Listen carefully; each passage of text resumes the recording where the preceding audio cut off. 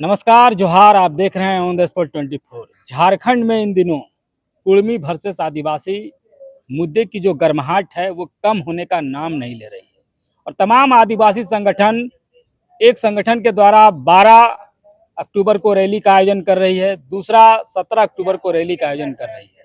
लेकिन इस बीच तमाम सवाल हैं कि आखिर कुर्मी जो है वो आदिवासी बनने को लेकर जो 26 में नाकेबंदी का ऐलान कर चुकी है, इसके बाद जो है आदिवासी संगठन का क्या रुख है, यह सबसे बड़ा एक महत्वपूर्ण प्रश्न है।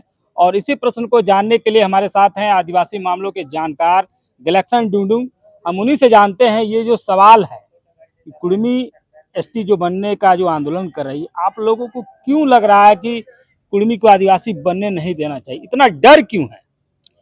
डर का बात नहीं है। बात यह है कि ये लोग अभी से नहीं, 1996 में पेशा कानून बना। पेशा कानून का मूल मकसद है हम आदिवासियों की पारंपरिक स्वशासन व्यवस्था को शासन की शक्ति और अधिकार प्रदान करना। तो इस कानून को खारिज करवाने के लिए 1997 से ये लोग आंदोलन शुरू कर दिया। पॉलिटिकल नैरेटिव बनाए, कोर्ट में गए। इनके इच्चागढ़ के एमएलए धनंजय महतो कोर्ट में गए और उन्हीं का जो रिट पिटीशन था वो चल चल के आके अंत में 2005 में झारखंड हाईकोर्ट में उसी पर फैसला हुआ और झारखंड हाईकोर्ट ने पेशा कानून को असंवैधानिक घोषित किया था। ये सुप्रीम कोर्ट से बच गया। उसके बाद जब सुप्रीम कोर्ट में ये लोग हारे 2010 में, तो फिर से अनुसूचित क्षेत्र को खत्म करने के लिए झारखंड हाईकोर्ट में केस किया और ये नैरेटिव बनाते रहे कि आदिवासियों की जनसंख्या कम है, इसलिए पेशा कानून खत्म होना चाहिए, अनुसूचित क्षेत्र खत्म होना चाहिए।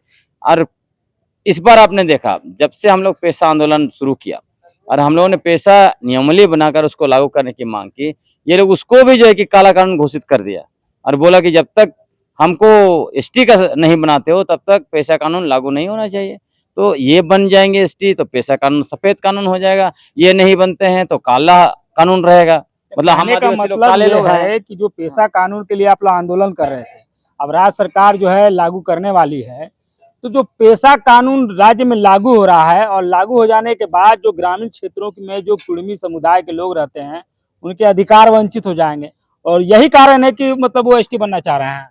अब बिल्कुल मूल कारण जो आपने है पकड़ लिया है। इसमें आपको मैं बताता हूँ, वो हाथू मुंडा भी खुद बनना चाहते हैं। मतलब उनको यह बर्दाश्त ही नहीं है कि आदिवासी हाथू मुंडा बने, वो मुखिया के पद पर बैठे, वो मुख्यमंत्री के पद पर बैठे। तो ये लोग हाथू मुंडा से लेकर मुख्यमंत्री तक के पद पर खुद बैठना चाहते हैं। इसी का पूरा खेल है, पूरा तमाशा उसी के लिए हो रहा है।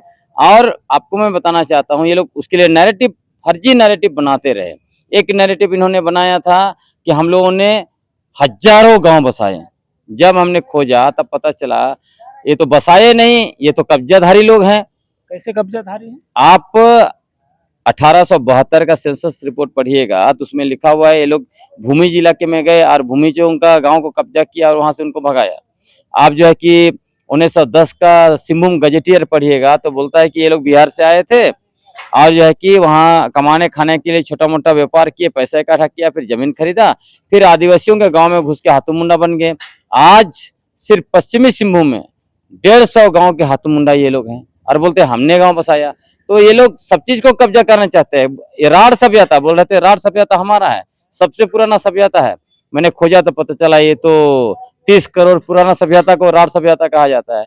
2 लाख पुराना जो पसंदे थे वो लोग, अरे बोलते हैं हम 65,000 साल बार बार बोलते हैं कि हम लोग राढ़ सभ्यता के हैं। हाँ। और हम लोग जो है मतलब आदि काल से रह रहे हैं, तो इस पर आपका क्या कहना है? आपके पास क्या तथ्य है जो कि काट रहे वही हैं? तो मैं कह रहा हूँ। आप जो है कि कुर्मवंशी का इतिहास पढ़ लीजिए, है ना। उसमें कुर्मी लोगों के बारे में, पूरे देश के कुर्मियों के बारे में उसमें लिखा हुआ है।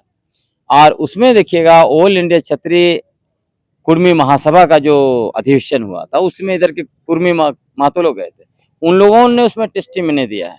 और उसमें राढ़ और एक है राढ़ सभ्यता पर एक सरकार साहब जिसको सबसे बड़ा अथॉरिटी माना जाता है राढ़ सभ्यता का, उन्होंने अपनी पुस्तक में लिखा है कि राढ़ सभ्यता जो है वो 30 लाख पुरानी है। वो 2 लाख वर्ष पुराने लोग वहां पे रह रहे थे।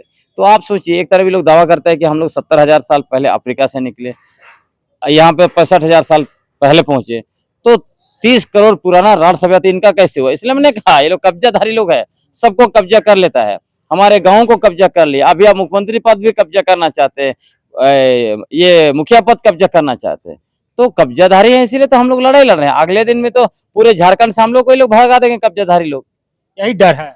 डर तो रहेगा, नहीं रहेगा? आपका घर को आप देख रहे हो कि कुछ लोगों का कहना है कि लोहरा समुदाय हुआ, भोक्ता हुआ, पहले मान लिया जाए 32 था, अब 34 हो गया है, तब आप लोगों को दिक्कत ना हुआ, कुर्मी आ जाएगा तो दिक्कत हो रहा है, ये कैसे बात? नहीं, तो आप देख भी लीजिए इनके बारे में क्या लिखा गया है। चाहे अर्जुन मुंडा का जो समुदाय है, उनको मुंडा ही का ग्रुप का उप ग्रुप बना गया है, वो सारे रिपोर्ट्स अवेलेबल है पहले से, ब्रिटिश जमाने के समय से। इनका कुछ रिपोर्ट अवेलेबल है ही नहीं, है ना? एक तो वो बात है। दूसरी बात है, मैंने कहा ना, कब्जाधारियों से तो आप डरेंगे ना, जो कब्जाधारी नहीं है उससे आपको डर लगेगा। आपके साथ अगर पड़ोसी रह रहा है, आपका कुछ भी नहीं कब्जा कर, आराम से रहता, आपको दिक्कत नहीं होगा। लेकिन बगल में दूसरा पड़ोसी आया, देख रहा है कि दूसरा पड़ोसी कब्जा कर दिया, आपके देखते देखते, तो आपको डर लगेगा ना, तो आप तो लड़ाई शुरू करेंगे, अपना प्रोटेक्शन शुरू करेंगे। और सबसे बड़ी बात है, ये नहीं है कि ये लोग है उसके बावजूद हम लोग विरोध करें, ये है ही नहीं। अभी मैंने कल ही एक गजेटियर निकाला आपका पुरुलिया का, उसमें स्पष्ट लिखा है ये लोग कुर्मी ही है, बस खेतीहर बने और ज्यादा पूरा खेती से ही मतलब पूरी तरह से उसमें घुस गए, और उसके बाद उन्होंने अपना मूल कुर्मी जाति से अपने आप को अलग कर लिया। आप सोचिए, गजेटियर में ये सब लिखा गया है। तो ये लोग कहते हैं कि हम बिहार के जो कुर्मी है, जो अन्य राज्यों में जो कुर्मी है, उससे हम अलग हैं। तो वही तो मैं कह रहा हूँ, ये लोग कहते हैं कि हम अलग हैं, लेकिन बेटी रोटी का रिश्ता उन्हीं से रखते हैं, और कहते हैं हम आदिवासी के करीब हैं, लेकिन आदिवासी से नफरत करते हैं, उनको अपना कुआं में पानी भरने नहीं देते हैं। सब स्टोरी है ना, तो सब कुछ चीजें सामने है। अब जो लोग कहें कि 26 में हम नाकाबंदी कर देंगे झारखंड में, आप लोग क्या करेंगे? करने दीजिए नाकाबंदी, तो उनको क्या लग रहा है नाकाबंदी कर देंगे तो बहुत कुछ होने वाला है, उसके बाद हम लोग क्या करेंगे उसका खुलासा भी होगा। लेकिन सवाल तो ये उठता है कि आदिवासी संगठन में 3-4 विभक्त हैं, ये कैसे होगा? आप लोग तो खुद जो है असंगठित हैं, संगठित तो है नहीं। देखिए, आदिवासी ना बटा है ना कटा है छटा है, हम लोग एक ही साथ हैं। बस झारखंड में बहुत संगठन है। आप देखिए, श्री जब 14 सितंबर को जब से हम लोगों ने बाइक रैली निकाला है, तब से निरंतर जो है कि रैलियां हो रही हर जगह पे। बहुत सारे संगठन ना, उनको भी नहीं बुला रहे, हम लोग को नहीं बुला रहे, वहाँ खुद इतने बड़े बड़े लीडरशिप है, तो चल रहा है। जिस दिन आप देख लीजिए ना, इनको जिस तरह से कह रहे हैं, हम लोग जो है वो जैसे आपने कहा नाकेबंदी करेंगे, कभी ये लोग कहते हैं कि उग्र आंदोलन करेंगे।